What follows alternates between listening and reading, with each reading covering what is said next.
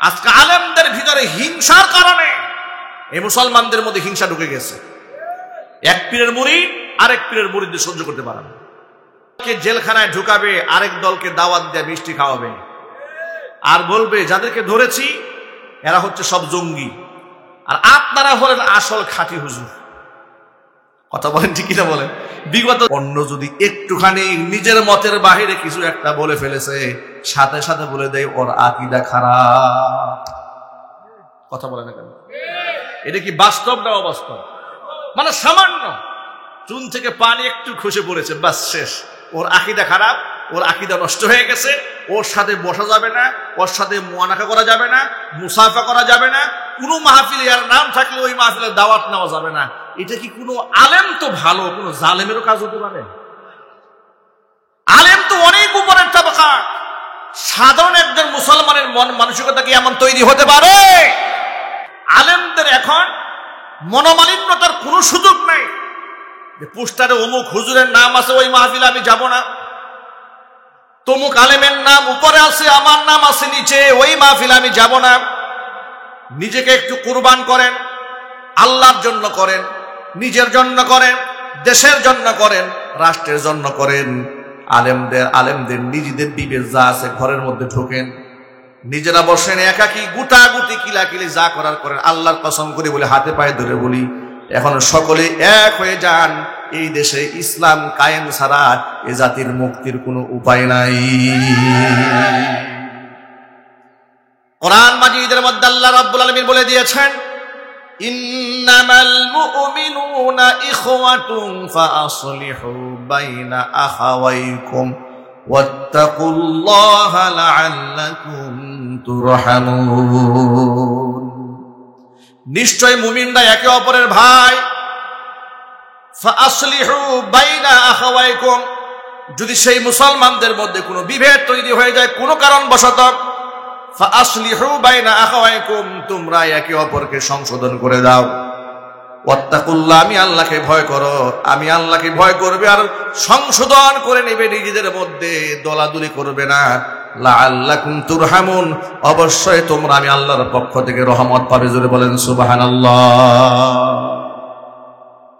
আমি আপনাদেরকে বিনয়ের সাথে জানতে চাই, সাহাবায়ে কেরামের একে অপরের সাথে মতবিরোধ, ইখতিলাফ, ভিন্ন মত ছিল কিনা? কথা বললাম, অবশ্যই ছিল। মানুষ নয়, সাহাবায়ে কেরাম ভিন্ন ভিন্ন মত দেন নাই। জোরে বলেন না। আমাদের মাযহাব কয়টি? জোরে বলেন। হানাফি মাযহাব, শাফিঈ মাযহাব, মালিকি মাযহাব, হাম্বলি মাযহাব, এই চারটা মাযহাব গোটা পৃথিবীর মধ্যে প্রসিদ্ধ। চারজন ইমাম, আবু হানিফা রহমাতুল্লাহি আলাইহি যেটাকে উত্তম বলেছেন, শাফিঈ রহমাতুল্লাহি আলাইহি আরেকটাকে উত্তম বলেছেন, ইমাম শাফিঈ যেটাকে উত্তম বলেছেন, আহমদ ইবনে হাম্বল সেটাকে অনুত্তম বলেছেন। নিজেদের মধ্যে ভিন্ন মত থাকার পরেও তারা একজন আরেকজনের প্রতি কোনোদিন বাতিল, ফাসিক, কাফের, দাজ্জাল, মুনাফিক এগুলা বলে কেউ কাউকে গালমন্দ করে নাই। বরং কিতাবের মধ্যে ভিন্ন মতের আলেমের মতামতকে শ্রদ্ধার সাথে উল্লেখ করে তিনি এটা বলে দেওয়া হয়েছে, তিনি মন গড়া তার মতামত দেন নাই। কোরআনের এই আয়াত অনুযায়ী তিনি এই মত দিয়েছেন, হাদিসের এই ভাষ্য অনুযায়ী, এই রিওয়ায়াত অনুযায়ী, এই বর্ণনা অনুযায়ী তিনি এই মতামত ব্যক্ত করেছেন। কিন্তু আমি তার সাথে একমত হতে পারি না কোরআন শরীফের এই আয়াতের কারণে, আমি এই বুঝ নিয়েছি। কিন্তু যার মতামত ভিন্ন মত থাকার পরেও তার নিজের মতামতটা উল্লেখ করে নামের শেষে তার জন্য কতবার যে দোয়া করা হয়েছে, সব জায়গা যতবার নাম উল্লেখ করা হয়েছে সব জায়গার মধ্যে রাহমাতুল্লাহি আলাইহি উল্লেখ করা হয়েছে। শুধু বলেন সুবহানাল্লাহ। আপনি কিতাবের মধ্যে ফলো করেন, শারহু মানিল আসার আপনি খুলেন, শারহুল ভিকায়া আপনি খুলেন, হেদায়া কিতাব আপনি খুলেন, তিরমিজি আপনি খুলেন, সকল কিতাবের মধ্যে ব্যাখ্যা বিশ্লেষণের মধ্যে ফিকহি ইখতিলাফ যতগুলোর মধ্যে উল্লেখ করা হয়েছে, ভিন্ন মত যারা ব্যক্ত করেছেন তাদেরকে বদদোয়া করা হয় নাই, তাদের জন্য দোয়া করা হয়েছে, আল্লাহর কাছে শ্রদ্ধা জ্ঞাপন করা হয়েছে। কিন্তু আফসোস, এই সমস্ত মাসআলা ইখতিলাফ দেখার পরেও মুসলমানেরা আলেম হওয়ার পরে দুঃখ লাগে, সাধারণ মুসল্লিদের কথা আমরা বলি না। এত মাসআলা ভিন্ন মত দেখার পরে, ভিন্ন পথ দেখার পরে, এই সমস্ত লেখাপড়া করার পরে যখন তারা মাঠে ময়দানে সরায় যায়, পণ্য যদি একটুখানি নিজের মতের বাহিরে কিছু একটা বলে ফেলেছে, সাথে সাথে বলে দেয় ওর আকীদা খারাপ। কথা বলে না কেন? এটা কি বাস্তব না অবাস্তব? মানে সামান্য চুন থেকে পানি একটু খসে পড়েছে, বাস শেষ, ওর আকীদা খারাপ, ওর আকীদা নষ্ট হয়ে গেছে, ওর সাথে বসা যাবে না, ওর সাথে মুআনাকা করা যাবে না, মুসাফা করা যাবে না, কোনো মাহফিলে আর নাম থাকলে ওই মাহফিলে দাওয়াত নেওয়া যাবে না। এটা কি কোনো আলেম তো ভালো, কোনো জালেমেরও কাজ হতে পারে? আলেম তো অনেক উপরের তাবাকা, সাধারণ একজন মুসলমানের মন মানসিকতা কি এমন তৈরি হতে পারে? আজকে আলেমদের ভিতরে হিংসার কারণে এই মুসলমানদের মধ্যে হিংসা ঢুকে গেছে। এক পীরের মুরিদ আরেক পীরের মুরিদদের সহ্য করতে পারে না। কথা বলে না কেন? মাদ্রাসাগুলো টুকরা টুকরা হয়ে যাচ্ছে। তাবলীগ জামাতের মতো এত গুরুত্বপূর্ণ একটা জামাত, সেখানে শয়তান এখানে হাত ঢুকিয়ে দিয়েছে। শয়তান এতটুকু সফলতা অর্জন করতে পারতো না যদি আলেমদের মধ্যে মুহাব্বত আর ভালোবাসা শ্রদ্ধাবোধ থাকতো। শয়তান এখানে সাকসেস হতে পারতো না। শয়তানকে এই ক্ষেত্রে সাকসেস হতে আমরাই সহযোগিতা করে দিয়েছি। এই জন্য আমার সকল মুসলিম ভাইদের প্রতি আমার একেবারে উদাত্ত আহ্বান, প্রিয় ভাইরা, এক হয়ে যান। ঐক্যবদ্ধ হওয়ার মধ্যে ফায়দা আছে। এদেশের অধিকাংশ মুসলমানদের হৃদয়ের দাবি হচ্ছে আগামীর বাংলাদেশটাকে ইসলামিক বাংলাদেশ দেখতে চায়। কথা বলেন, ঠিক কিনা বলেন? তারা শাহরিয়ার কবিরের নেতৃত্ব এই দেশে চায় না। হাসানুল হক ইনুর মতো নেতা এই বাংলাদেশে এই মুসলমানরা আর দেখতে চায় না। রাশেদ খান মেননরা আবার এমপি হবে, এটা এই দেশের মুসলমান দেখতে চায় না। আব্দুর রাজ্জাকের মতো ব্যক্তি মন্ত্রী হয়ে আলেমদেরকে হত্যা করে বলবে যে পাকিস্তানি দালালদেরকে হত্যা করা হয়েছে, পিটাইয়া চামড়া উঠিয়ে ফেলা হয়েছে, এমন অধ্যত্বপূর্ণ কথাবার্তা এই দেশের মুসলমান আর শুনতে চায় না। আগামী নেতৃত্বে আলেমদেরকে দেশের মুসলমানরা দেখতে চায়। আলেমরা এক হতে চায় না। কথা বলতে হবে, ঠিক কিনা জোরে বলেন? আচ্ছা, আমি আপনাদেরকে বলি, আপনি যদি বলেন যে একমাত্র আমার কাছে খাঁটি ঘি আছে, আর কারো কাছে নাই, আমার দোকানে একমাত্র খাঁটি ঘি, এই চিন্তা চেতনা নিয়ে যদি আমি বসি যে ঠিক আছে আমার খাঁটি ঘি, সবাই আসেন আমার কাছে, আমার কাছে ঘি নিয়ে যান, আমি বললাম এই দাবি, আপনি করলেন না, খাঁটি ঘি একমাত্র আমার কাছে আছে, আরেকজন বললো আমার কাছে আছে। এখন আপনারা বলেন কোনদিন কি এই ঘিয়ের দোকানদাররা একমত হতে পারবে? কোনদিন এক হতে পারবে না। আমাদের মাসআলা, দৃষ্টিভঙ্গি, মত পার্থক্য থাকতে পারে, এটা অস্বাভাবিক কিছুই নয়। একই মায়ের 5টা সন্তান হলে সবার রুচিবোধ পছন্দ এক হয় না, ঠিক কিনা জোরে বলেন? সবার খাবারের রুচিও একরকম হয় না, পছন্দও একরকম হয় না, দৃষ্টিভঙ্গি একরকম হয় না, চিন্তা চেতনাও একরকম হয় না। তারপরেও তো মিলেমিশে ভাইরা একই সংসারে থাকে, ঠিক কিনা বলেন? একে ভাই থেকে বাদ দিয়ে দেন, নিজের হাতে 5টা আঙ্গুল আছে না নাই? জোরে বলেন, একে 5টা সমান? বোঝাবার জন্য বলি, একটু জোরে বলুন, 5টি সমান। এখন এই বৃদ্ধাঙ্গুলি সে যদি বলে যে আমি হইলাম এদের মধ্যে সবচেয়ে মুরব্বী, আমার নাম হচ্ছে বুড়ো আঙ্গুল, আমি কেন এই সমস্ত ছোট ছোট আঙ্গুলের কথা শুনবো? আর এর সাথে আমার কম্প্রোমাইজের প্রয়োজনটা কি? এ ছোট বলবে যে এত ছোট, এত কোনো মূল্য নাই।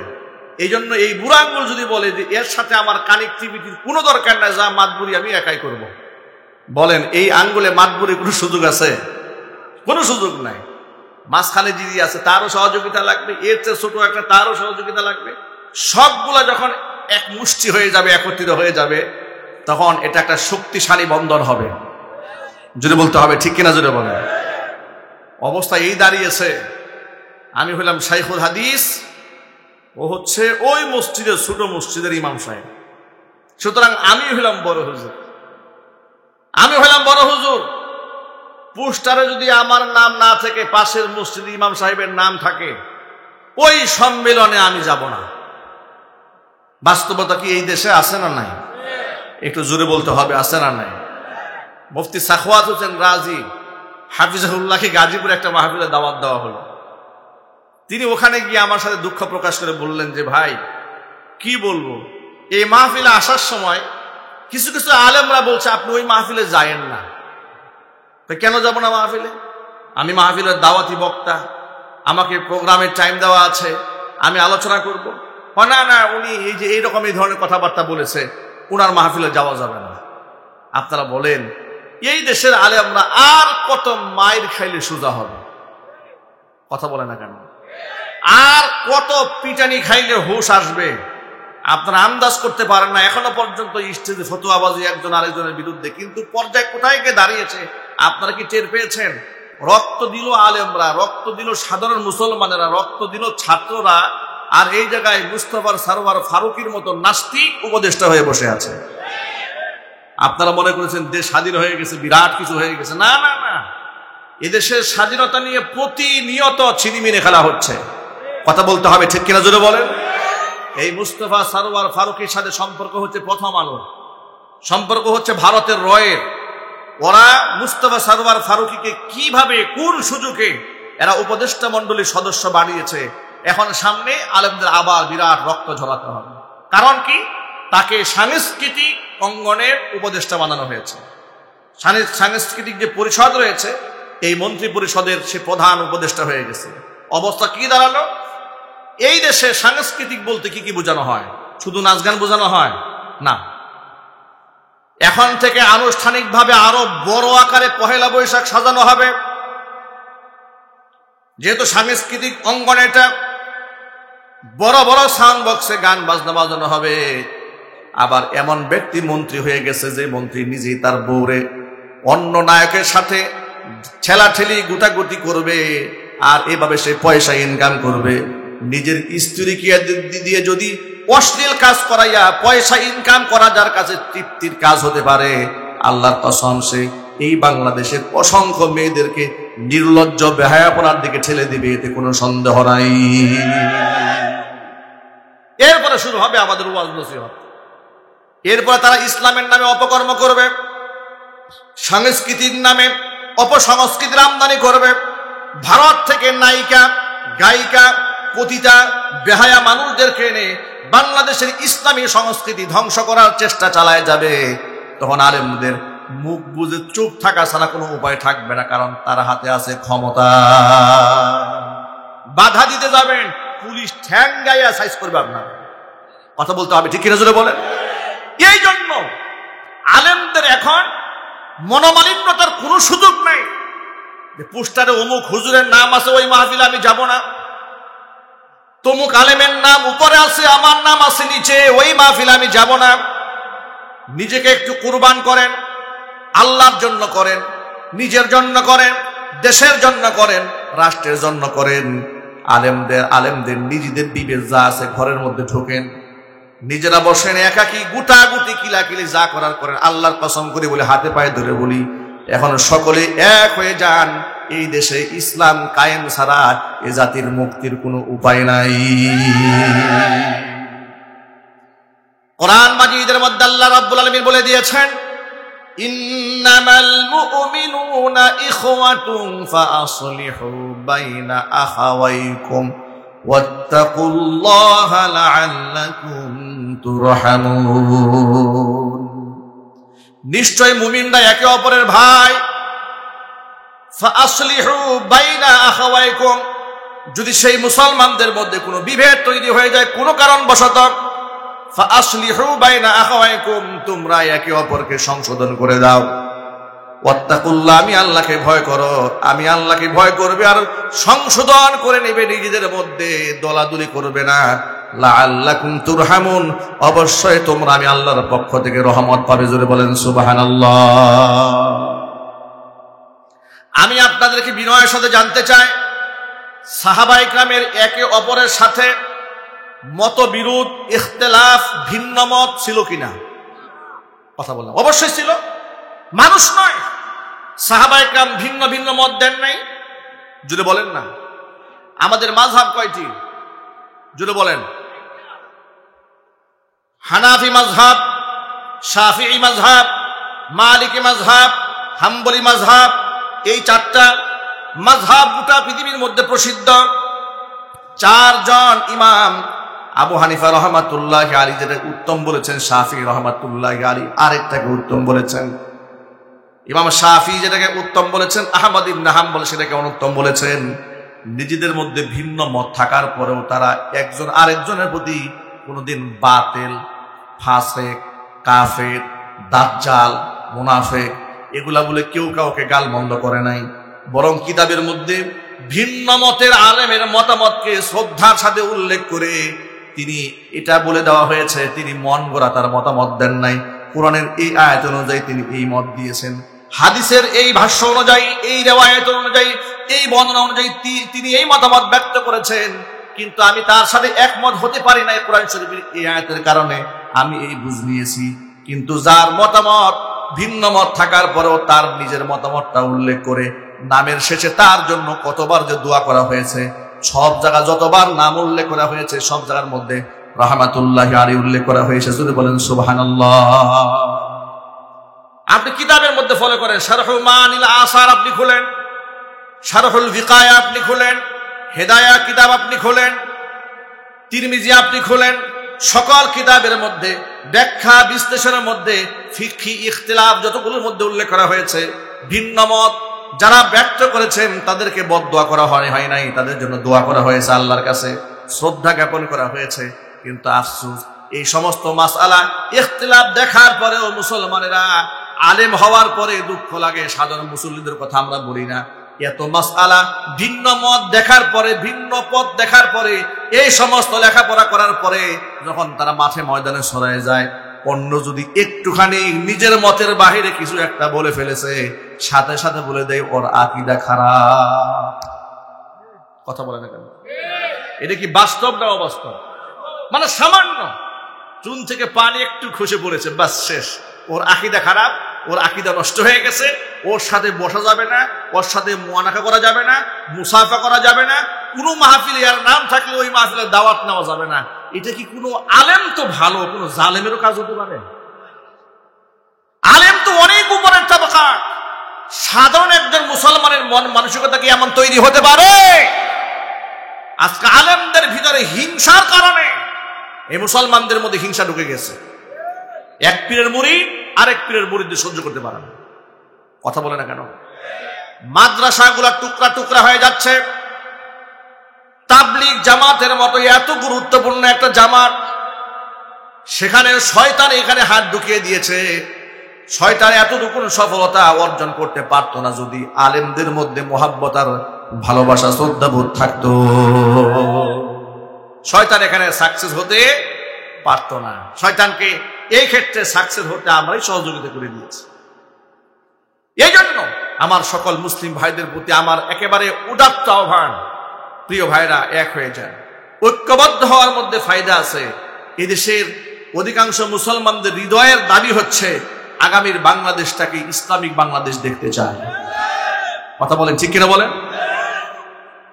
তারা শাহরিয়ার কবিরের নেতৃত্ব এই দেশে চায় না। হাসানুল হক ইনুর মতো নেতা এই বাংলাদেশে এই মুসলমানরা আর দেখতে চায় না। রাশেদ খান মেননরা আবার এমপি হবে, এটা এই দেশের মুসলমান দেখতে চায় না। আব্দুর রাজ্জাকের মতো ব্যক্তি মন্ত্রী হয়ে আলেমদেরকে হত্যা করে বলবে যে পাকিস্তানি দালালদেরকে হত্যা করা হয়েছে, পিটাইয়া চামড়া উঠিয়ে ফেলা হয়েছে, এমন অধ্যত্বপূর্ণ কথাবার্তা এই দেশের মুসলমান আর শুনতে চায় না। আগামী নেতৃত্বে আলেমদেরকে দেশের মুসলমানরা দেখতে চায়। যদি এটাই হয় তাহলে হৃদয়ে তাকে অনেক প্রশস্ত করতে হবে, একেবারে মনটাকে আকাশের মতো প্রশস্ত করতে হবে। মনের মধ্যে কোনো সংকীর্ণতা রাখা যাবে না, ভেদাভেদ রাখা যাবে না, অশ্রদ্ধা রাখা যাবে না, হিংসা রাখা যাবে না। ঈসা আলাইহিস সালাতু ওয়াস সালামের জামানার একটা ঘটনা আপনাদেরকে শোনাই। ঈসা আলাইহিস সালাতু ওয়াস সালাম দেখতে পেলেন শয়তান 3টা বস্তা নিয়ে কোথায় যেন রওনা হয়েছে। কয়টা বস্তা? ঈসা আলাইহিস সালাতু ওয়াস সালাম শয়তানকে ডেকে বলে, ব্যাপারটা কি, যাও কই? আর এই 3 বস্তার মধ্যে কি? বলে 3 বস্তার মধ্যে মূল্যবান 3টা সম্পদ আছে। বিশ্ব বাজারে নেমেছি, বিশ্বের খরিদ্দারদের কাছে এগুলা, বিশ্বের যত ক্রেতা আছে এদের কাছে আমি এগুলা বিক্রি করবো। বলে বস্তায় কি আছে আগে বলো। বলে প্রথম বস্তার মধ্যে আছে কৃপণতা, গোটা দুনিয়া ঘুরে ঘুরে যত পয়সাওয়ালা টাকাওয়ালা আছে, পয়সাওয়ালা টাকাওয়ালাদের কাছে কৃপণতার বস্তা আমি বিক্রি করে দেব। যত বেশি ধনী যে হবে সে তত বেশি কৃপণ হবে। বাস্তবতা সমাজে সেটাই দেখা যায়। একটা মাহফিলের আয়োজন করবেন, মসজিদ করবেন, ইয়েতিমখানা করবেন, খানকা করবেন, আপনি যখন মানুষের কাছে চাঁদা তুলবেন, হাত বাড়াবেন, দেখবেন সমাজের দরিদ্র কৃষকরা পর্যন্ত সামর্থ্য অনুযায়ী 500, 1000, 2000 টাকা দিয়ে ফেলে, এমনকি রাস্তার ফকিররা পর্যন্ত দিয়ে দেয়।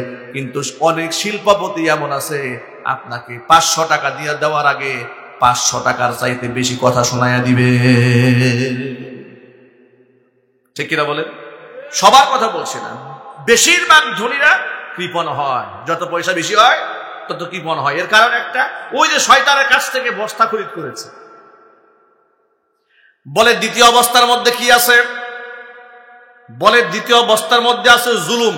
কি আছে? জুলুম। তো কোথায় বিক্রি করবে? গোটা পৃথিবী ঘুরে ঘুরে যত প্রকার রাজা বাদশা আছে, ক্ষমতাসীন ব্যক্তি আছে, এমপি আছে, মন্ত্রী আছে, মিনিস্টার আছে, প্রাইম মিনিস্টার আছে, প্রধানমন্ত্রী আছে, সচিব আছে, এই সমস্ত ক্ষমতাসীন ব্যক্তিদের কাছে আমি জুলুম বিক্রি করব। জুলুম আমার কাছ থেকে খরিদ করার পরে তারা জনগণের উপর জুলুমের স্টিম রুলার চালাইয়া দিবে। যার দরুন গোটা পৃথিবীর দিকে তাকাবেন, বেশিরভাগ ক্ষমতাসীন ব্যক্তি ক্ষমতার অপব্যবহার করে মানুষের উপর জুলুম নির্যাতন চালিয়ে দেয়। ঠিক কিনা বলেন? বিগত 16 বছরের স্বৈরাচারী শয়তানের কাছ থেকে মনে হয় পুরা বস্তায় একাই কিনছিল। কথা বলেন না? আমার মনে হয় এই স্বৈরাচারী শয়তানের কাছে জুলুমের যে বস্তাটা ছিল সে আর কাউকে কিনতে দেয় নাই। পুরা বস্তা স্বৈরাচারী একাই কিনে ফেলেছিল। চিৎকার দিয়ে বলতে হবে, ঠিক কিনা জোরে বলেন? তা না হলে এমন জুলুম মানুষ কি করে করে? শাহজাহান খান চেনেন না আপনারা? কি ছিল বাংলাদেশের? নৌ পরিবহন মন্ত্রী, মাদারীপুরের বাড়ি। এই ভদ্রলোক দুদিন আগে দেখেছি পত্রিকাতে এসেছে, টেলিভিশনে সংবাদ দেখলাম, সে বলছে যে ওর হাতে যে হ্যান্ডকাপ পরিয়ে আদালতে তোলা হয়, এটার দ্বারা নাকি তার মান সম্মান নষ্ট হচ্ছে। কি ইজ্জত আলা দেখেছেন? কত বড় ইজ্জত আলী।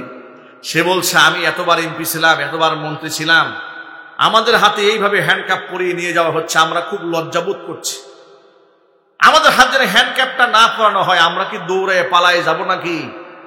আমরা ওই সমস্ত জালেম ফেরাউনের উত্তরসূরিদেরকে স্মরণ করিয়ে দিতে চাই, আলেমদেরকে তোমরা আদালতে কিভাবে হাজির করেছিলে সেই দৃশ্য কিন্তু আমরা ভুলে যাইনি। তোমার হাতে হ্যান্ডকাপ পরানো হয়েছে, এটাই তোমার কলিজা আগুন লেগেছে, ইজ্জত নষ্ট হয়ে যাচ্ছে। তুমি কি মনে করো তোমার মতো 1000 শাহজাহান খানে এক পাল্লায় দিলে আল্লামা মামুনুল হকের একটা ধুলোর সমান পায়ের যোগ্যতা হবে না তোমার? তাদেরকে তোমরা কিভাবে লাঞ্ছিত করেছো? কথা বলতে হবে, ঠিক কিনা বলে? নিজেদেরকে খুব ইজ্জতমান মনে করো, খুব ইজ্জতমান মনে করো। আলেমদেরকে আদালতে যখন তোলা হতো, এই দেশের মানুষগুলো আলেমদের জন্য চোখের পানি ছেড়ে কান্না করত, আলেমদের কাছে দোয়া চাইতো, আলেমদের জন্য দোয়া করত, আলেমদের জন্য রোজা মান্নত করত। আল্লাহর কসম, আল্লাহর কসম, আল্লাহর কসম, এই দেশের অসংখ্য মুসলমানেরা মাজলুম আলেমদের জন্য দিনের পর দিন নফল রোজা রেখেছে। 2018 সালে আমাকে যখন গ্রেফতার করা হয়েছিল, মাহফিল থেকে তুলে নিয়ে গিয়ে মামলা দিয়ে দিল। আমি গোপন বৈঠকে ছিলাম, আমার পকেটে 16টা ককটেল বোমা পাওয়া গেছে, মামলা দিয়েছে। এরপরে এই দেশের মুসলমানেরা আমাদের জন্য অনেক চেষ্টা করেছে, কান্নাকাটি করেছে আল্লাহর কাছে। কাবা চত্বরে 2018 সালে এই ঘটনা ঘটল। 19 সালে হজ যাওয়ার পরে বাইতুল্লাহ তাহাজ্জুদের সময় আমি ঢুকতেছিলাম বাইতুল্লাহ শরীফে, মসজিদে হারামে। ঢোকার সময় পাবনার এক দম্পতি, স্বামী এবং স্ত্রী, তারা হজ করতে গেছে। তারা ইউটিউবে হয়তো আমাদের বয়ান শুনে, হয়তো ইউটিউবে দেখেছে, না হয় ফেসবুকে দেখেছে, আমরা জেল খেটেছি, জরিমানা দিয়েছি, আমাদের কত কষ্ট দেওয়া হয়েছে, বর্ণনা হয়তো শুনেছে। এই ভদ্র মহিলা তার স্বামী সহ একসাথে তারা তাহাজ্জুদ পড়ে বের হচ্ছে, আমরা তাহাজ্জুদের সময় ঢুকতেছি। সুবহানাল্লাহ পড়ে। ওই ভদ্র মহিলা দূর থেকে আমাকে লক্ষ্য করেছে, স্বামী সহ দৌড়ে আসছে আমার সামনে, যেখানে ওযু করে ওই উপরে যাবে। এসে বলছে, হুজুর আপনি মাদানী হুজুর না? বললাম জি। এ কথা বলা মাত্র মহিলা কেঁদে দিয়েছে, কান্না করে দিয়েছে। আপনি চিন্তা করেন, তা যাদের সাথে আমাদের রক্তের কোনো বন্ধন নাই, কোনো সম্পর্ক নেই, চিনি না, জানি না, নাম ঠিকানা কিছু জানা নাই, এই মহিলা আমাকে দেখে কাঁদতেছে, কেঁদে কেঁদে বলছে, হুজুর আপনি যখন জেলখানায় ছিলেন আমি আপনার জন্য নফল রোজা রেখেছি, আর আজকে কাবা ঘর ধরে আল্লাহর কাছে বলে আসছিলাম যে আল্লাহ, জীবনে একবার হলে হুজুরকে তুমি আমাকে দেখাই, আমাকে মৃত্যুবরণ করাই। আমি এত ওয়াজ শুনি আপনার, আর আপনার জন্য আমি নফল রোজা রেখেছি আল্লাহর কাছে, যাতে জালেমের জুলুম থেকে আল্লাহ তাআলা আলেমদের হেফাজত করে। আল্লাহু আকবার বলেন। আমি অবাক হয়ে গেছি, কোথাকার কোন জেলার কে আপনি চিন্তা করেন। আমাদের মতো আদনা গুনাহগার মানুষের জন্য যদি মানুষরা কাঁদে, চোখের পানি ছাড়ে, নামাজ রোজা করে, তাহাজ্জুদের জন্য দিয়ে আল্লাহর কাছে দোয়া করে, তাহলে এই দেশের কত বড় বড় বুজুর্গ, এই যে আজকে এই মাহফিলের যিনি প্রধান মেহমান আল্লামা আব্দুল হামিদ পীর সাহেব মধুপুর হাফিজাহুল্লাহ, আল্লাহ যেন এই বয়োবৃদ্ধ সিংহকে আল্লাহ নেক হায়াত দারাজ করে।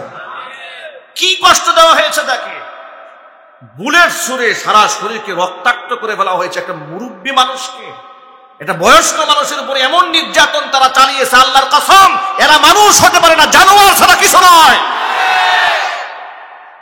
4-4টা সন্তানকে অ্যারেস্ট করেছে।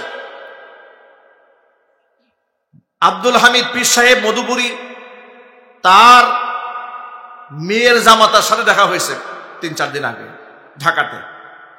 তিনি বললেন, হুজুর আমি তার একমাত্র মেয়ের জামাই, আমি তার মেয়ের জামাই হওয়ার অপরাধে আমাকে খুঁজেছে দীর্ঘদিন, আমাকে পুলিশ ধরার জন্য। মধুপুরী হুজুরের মেয়ে অন্তঃসত্ত্বা অবস্থায় পুলিশের লোকেরা টেনে হিসড়ে তারে পুলিশের কাবার বেনে উঠেছে। নাউজুবিল্লাহ বলবেন না? আহারে ইজ্জত আলী, শাহজাহান খান, তুমি বলো তোমার হাতে হ্যান্ডকাপ পরালে তোমার ইজ্জত নষ্ট হয়? মধুপুরী পীর সাহেব হুজুরের একটা জুতা যদি এক পাল্লায় দেওয়া হয়, তোমাদের এই আওয়ামী জাহিলিয়াতের মন্ত্রী পরিষদের সবগুলা মন্ত্রী এক পাল্লায় দিলে পীর সাহেব হুজুরের একটা জুতার সমান হবে না। তোমরা তাদের সাথে তোমরা কি আচরণ করেছো আমরা ভুলে গিয়েছি মনে করেছো? এদেশের মানুষ ভুলে যায় নাই, বরং অন্তর্বর্তী সরকারকে বলছি, যা আপনি শুধু হাত করা পড়াচ্ছেন কেন? আলেমদেরকে না ডান্ডা বেরি পরিয়েছিলেন, এই একটাকেও ডান্ডা বেরি ছাড়া আদালতে যেন আমরা না দেখি। ঠিক কিনা জোরে বলেন? আলেমদেরকে যারা মিথ্যা মামলা দিয়েছে, খুন করেছে, গুম করেছে, অজস্র মানুষকে যারা হত্যা করেছে ঠান্ডা মাথায়, এদেরকে শুধুমাত্র হ্যান্ডকাপ পরালে চলবে না, ডান্ডা বেরি দিতে হবে। এর সাথে কি আপনারা একমত আছেন কিনা আমি দোহাত দেখতে চাই।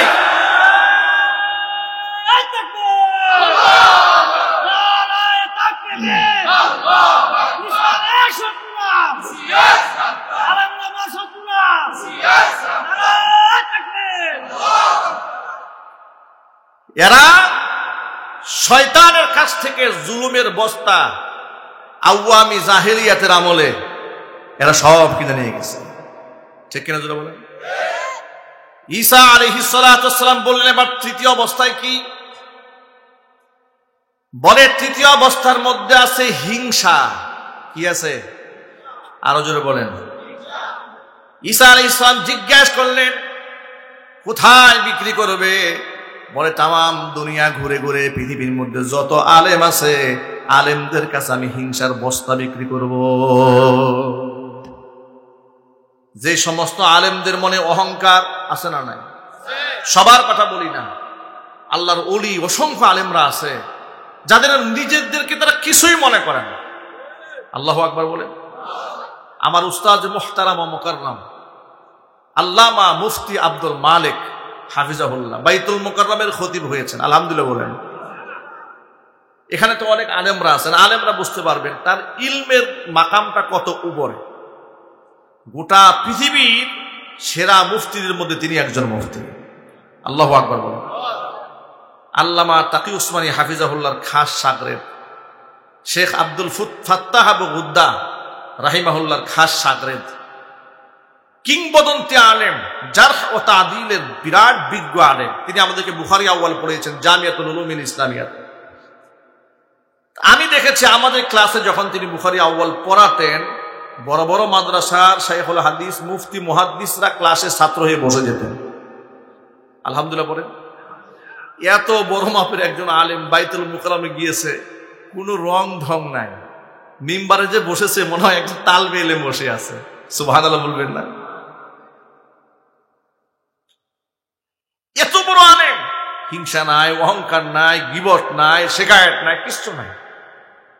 এই জন্য তিনি হচ্ছেন আলেমদের মডেল এবং আলেমদের নমুনা। আমি বলতে চাই সকলকে, আমি প্রথমে আমার নিজেকে বলি এবং আমি চেষ্টা করি এটা মানার জন্য, যে কে কওমিতে পড়াশোনা করেছে আর কে আলিয়াতে পড়াশোনা করেছে, কোনো বিভাজন হবে না মুসলমানদের মধ্যে। কথা একটু জোরে বলেন, ঠিক কিনা বলেন?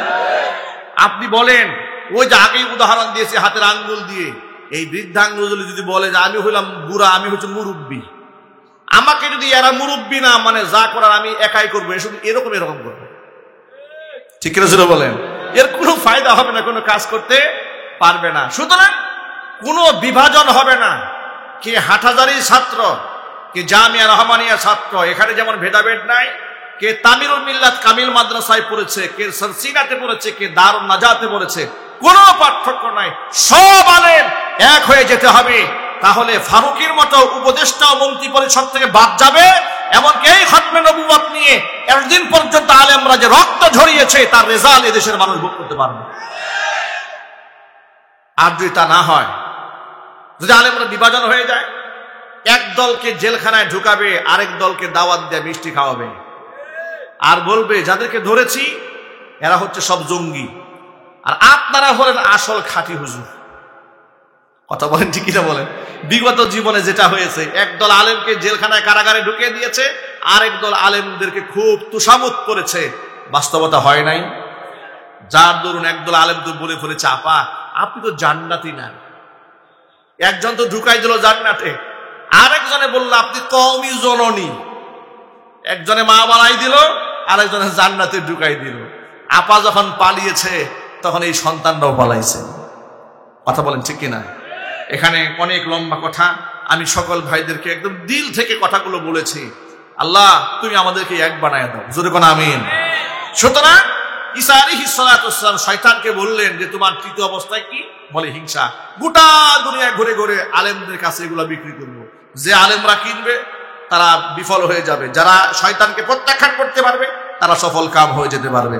আল্লাহ রাব্বুল আলামিন যেন আমাদের সকলকে দল মতের ঊর্ধ্বে উঠে একমাত্র দ্বীনি স্বার্থে, ইসলামের স্বার্থে, কোরআনের স্বার্থে, মুহাব্বতের সাথে এক হয়ে যাওয়ার তৌফিক দান করেন। জোরে বলুন আমিন। ওয়া আখিরু দাওয়ানা আনিল হামদুলিল্লাহি রাব্বিল আলামিন। আসসালামু আলাইকুম।